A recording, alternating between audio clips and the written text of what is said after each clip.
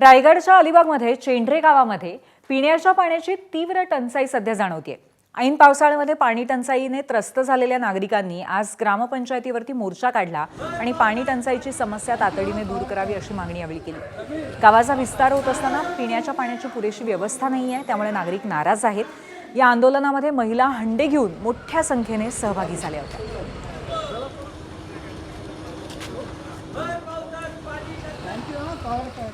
हाल नागरिकांचे होत होते आणि विशेष करून पिंपळवाड, सुलभनगर, गुरवनगर, स्वामी समर्थ इथल्या नागरिकांना पाणी पुरवठा होत नसल्यामुळे प्रत्येकाने आमच्याकडे तक्रार केल्या।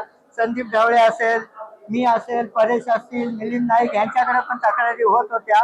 त्याची आम्ही तातडीने म्हणजे रात्रीच एक चर्चा करून आम्ही निर्णय घेतला की एक मोर्चाच्या स्वरूपात आपण प्रशासनाच्या निदर्शनास आणूया आणि ते आणण्याचं काम आज आम्ही सर्व नागरिक आणि आम्ही प्रमुख मंडळींनी केलेलं आहे। एबीपी माझा, उघडा डोळे बघा नीट।